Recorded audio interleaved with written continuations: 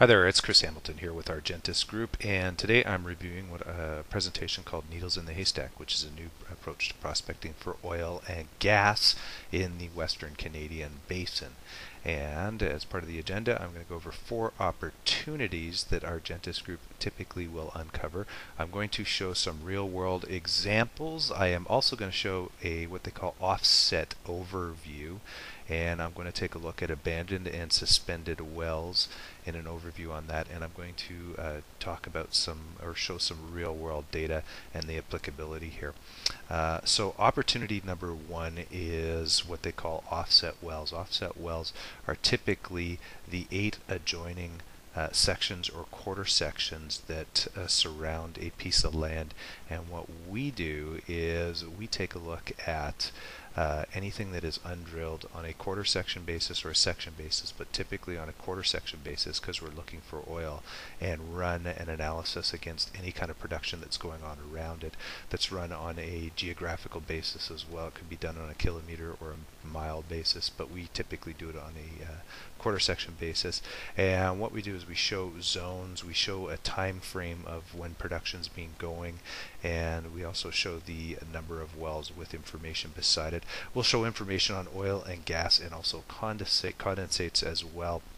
One of the other things that we actually will show is expiries that could be happening on the undrilled lands. So there's some opportunities to be able to approach companies that may have the rights for that land to do a drilling program on it, or be opportunistic and wait for that land to potentially come back up. We also will be able to tell whether the adjoining quarter sections or sections are on freehold land or on CRAN land, which is very important as well. And one of the last things that we do is we rank and prioritize all the information based on production. So what we'll take a look at is on a quarter section basis how much production is coming out around the 8 quarter sections that surround that. So it's very very important that that information is being on there so that you can actually find the largest opportunity that exists and work your way down on a list. And we do have a patent pending on this process. Opportunity number 2 is abandoned or suspended wells, and it's obviously, you can see from the first point, a great opportunity for re-entries, lower cost, higher returns. And same sort of stuff, we take a look at this information based on oil, gas, and a condensate basis to show what's been the production out of it before it was abandoned or suspended. We also do include the water cut to see if the well had watered out by any chance. We take a look to see if there's anybody that owns that land or has an expiry date against that land as well. And typically what we're doing is we're looking for wells that are producing over 80 MCF a day on gas or 20 barrels a day on oil. Most of the times we try to hone in on oil because oil is far more lucrative than the gas side of things. Once again, we also rank and prioritize based on production so that you can take a look at the biggest hitting opportunities and working your way down. Obviously anyone that's in the oil and gas industry, you know that typically people that have suspended or abandoned wells, the properties get sold over the years, because the fact is that when they do get abandoned or suspended in certain circumstances, economics making a major factor. People typically are not going back and re-entering these wells where there's a perfect opportunity. So there's a great opportunity there. Third opportunity is we often utilize the same thing with our offset capabilities. We can take a look at shallow and deep rights. So sometimes companies will be producing in a higher zone, and in fact some of the adjoining lands below it have far greater production in a different product type. So for example, they could be in a higher zone producing gas, and a lower zone would be producing oil and significant quantities of oil. Probably be worthwhile to take a look at going down deeper to try to find if there's oil in your on your lands. So great opportunity to be able to find out where there might be actually better ways to produce more lucrative products as well. Last but not least is a data mining exercise that we produce or that we do in companies. So Argentis Group will go through and take a look at a lot of the information that's contained in systems, and typically what we find is 9% of the reserves in companies are missing off their books, and in fact in one instance we did find 25% of the reserves missing off the books, and you can exploit that to the upside. Reserves are the number one asset of oil and gas companies, and if they're missing 9% of their reserves, then obviously there's potential upside on that one. As an example, on an average junior, their production is typically around 2,600, 2,700 barrels of oil equivalent a day. By finding 9% of the reserves using certain net asset values, that would increase the value of the company by $10.6 million.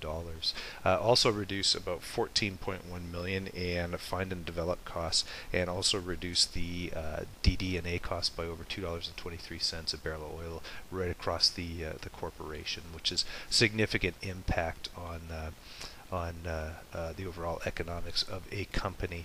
So huge opportunity here to exploit to the upside and try to look at opportunities within existing companies.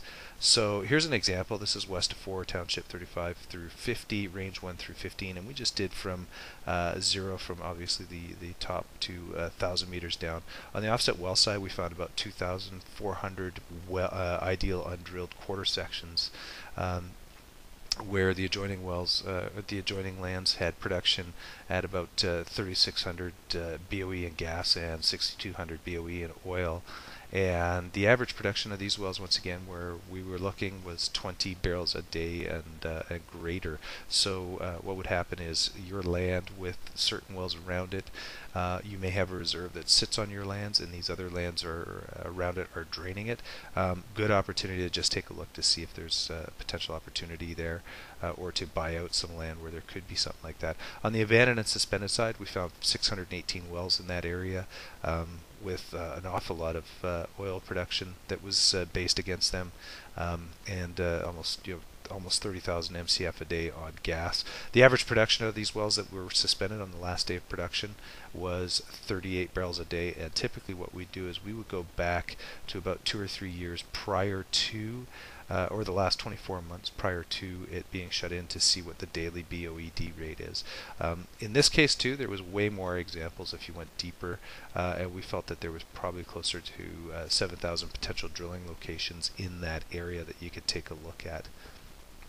And if you were to take a look at the overall production on abandoned, suspended wells and also offset wells in that area, there's a great opportunity to be able to find some potential production within that area itself. And you can see here by the graphs that that's a significant amount of revenue and also production over a 10-year period. And the benefits of this is of this application, or utilizing these 4 buckets, is you do reduce your F&D costs significantly. In some cases, we're finding reserves at less than a dollar for a BOE, where your industry average is running anywhere probably from about $12 to $18, depending on the company and what they're targeting. And when we apply certain parameters such as BOEs and what kind of product type and a time range and stuff like that, you'll get better results to be able to hone in and identify what you want to be doing on, what you want to be looking at. Typically, we'll get these results in hours as opposed to months or even longer. Sometimes there's people to spend a year looking for these sort of results within an area. So we can actually find that typically within a few hours on first pass on this stuff. When we do take a look at lands with expiries, you can use that to your benefit, obviously, on the ability to negotiate better, negotiate joint ventures with companies that may already own that. And the best thing about this is you leverage other companies' investments in finding and developing their reserves to your advantage. So you can cut. That's where you start cutting down some of those F&D costs and DD&A costs within your organization.